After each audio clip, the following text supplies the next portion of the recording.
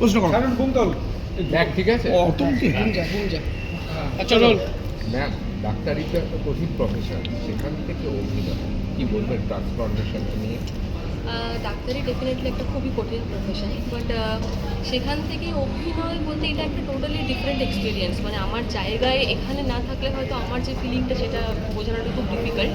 তবে হ্যাঁ, মানে আমার এটা খুব ভালো লাগে, ছোটোবেলা থেকে আমার এটা মনে হতো যে ডাক্তারি মানে একটা গিক লাইফ। সেখানে গিয়ে আমার এই যে এক্সট্রা ইন্টারেস্টগুলো, যে আমি মডেলিং করতে চাই, সিনেমাটা আমি ভাবিনি সেই লেভেলে, বাট স্ক্রিনে থাকতে চাই, স্টেজ পারফরমেন্স করতে চাই, এগুলো হয়তো আর পরে কখনো পারবো না।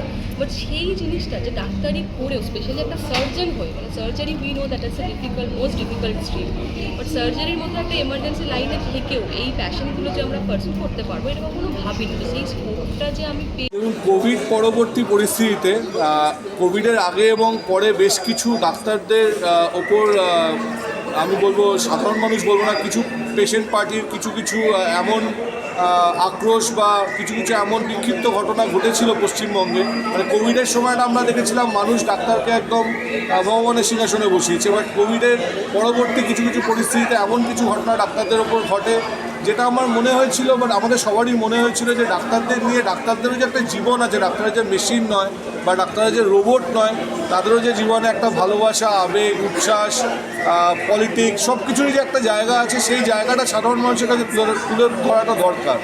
এবং এই যে ডাক্তারদের জীবনটা, ডাক্তাররাই সবথেকে বেশি ভালো ফুটিয়ে তুলতে পারবে, কারণ তারা সেই ফেজটার মধ্যে দিয়ে তাদের ডাক্তারি লাইফটার মধ্যে কাটিয়েছে। তো এই চিন্তাভাবনা থেকে এই সিনেমাটার উদ্বেগ যে একটা যদি আমরা সিনেমা বানাতে পারি, আমরা যখন সেটা প্ল্যান করেছিলাম যে আমরা সব ডাক্তাররা মিলে বানাতে পারি, তাহলে আমাদের সেই আবেগটাকে আমরা চিত্রায়িত করতে পারবো। সেখান থেকে এই সিনেমাটার ভাবনা শুরু। আপনারা ছবিটা নিয়ে কতটা আশাবাদী? দেখুন, একসঙ্গে 3টে জায়গায় রিলিজ হচ্ছে, ডিস্ট্রিক্টেও কিছু জায়গায় ডেফিনেটলি রিলিজ হয়েছে। 2 সপ্তাহ পর আরামবাগে অলরেডি কয়েকটা শোজ আমরা পেয়েছি।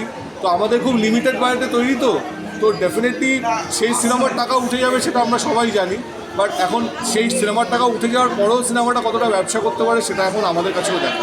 এরকম সেন্সিটিভ টপিক নিয়ে আপনারা ছবিটা বানিয়েছেন, এই ছবিটা থেকে দর্শকরা অ্যাটলিস্ট এইটুকুনি মেসেজ পাবে যে একটা ডাক্তার তার একদম ডাক্তারি দিনের জীবনের প্রথম দিন থেকে এখন অবধি, একটা সফল ডাক্তার তৈরি হওয়া অবধি কী ইমোশনসের মধ্যে দিয়ে যায়, কী ফেজের মধ্যে দিয়ে যায়, সাধারণ মানুষ সেই জিনিসটা বুঝতে পারবেন। এবং হোপফুলি যেটা আমাদের সোশ্যাল মেসেজ যেটা আমরা দেবো, মানে মানুষের কাছে মেসেজটা দিতে চাই যে আপনারা সবাই দেখুন যে ডাক্তারদের জীবনটা কিন্তু অতটা সহজ নয়, মানে পুরোটাই কিন্তু অনেক বাধা বিপত্তি পেরিয়ে একটা মানুষ ডাক্তার হয় বা ডাক্তারি করে তারা তাদের প্রফেশনটাকে বাঁচিয়ে রাখে। তো সেটা সোশ্যালি আমরা মানুষের কাছে মেসেজ দিতে চাই। আপনার নাম? আমার নাম ডক্টর অভিক ঘোষ, আমি মেডিকেল কলেজ হাসপাতালে একজন প্রাক্তনী এবং বর্তমানে একজন ENT সার্জন। ডাক্তাররা সবাই মিলে অভিনয়, মিউজিক, ডিরেকশন সব মিলিয়ে পৃথিবীতে বোধ হয় এই কাণ্ডটা প্রথমবার। সব মিলিয়ে যদি অভিজ্ঞতাটা শেয়ার করেন। সত্যি কথা বলতে গেলে এটা একটা অন্যরকম অভিজ্ঞতা, কারণ এই ছবি ডিওপি ছাড়া বাকি সবাই, সব টেকনিশিয়ানরা, মানে অভিনেতা বলুন, ডিরেক্টর এবং যার স্টোরি লাইন এবং যার brain child doctor Avik Ghosh, doctor Chinmoynath, আমি তাদের ধন্যবাদ দিতে চাইবো। আমি ধন্যবাদ দিতে চাইবো ডক্টর সুব্রত চ্যাটার্জি আমাকে এই ক্যারেক্টারে চুজ করার জন্য। এটা আমার 6ষ্ঠ ছবি, 6th ছবি এটা, মানে আমি এর আগেও কিছু ছবি করেছি, ক্লিকে অলরেডি আছে, বাট এইরকম একটা ছবি যেতে টোটালটাই পুরোটা ডক্টররা করেছে, সেদিক থেকে আমার এটা তৃতীয়। আগে 2টো শর্ট ফিল্ম করা হয়েছে যেগুলো ক্লিকে আছে, এটা তো পূর্ণদৈর্ঘ্যের ছবি। প্রত্যাবর্তন আপনার চরিত্র সম্পর্কে ছোট্ট ক্রেডিট। প্রত্যাবর্তনের চরিত্র যেটা হচ্ছে মেন যে মানে ক্যারেক্টার, যেটা প্রসূন যে ক্যারেক্টার, তার যে কলেজ লাইফে যে বয়সটা সেটা আমি পোর্ট্রে করেছি, আর তারই সিনিয়র চরিত্রটা করেছে শুদ্ধদার। আপনার নামটা? আমার নাম ডক্টর অয়ন মুখার্জি।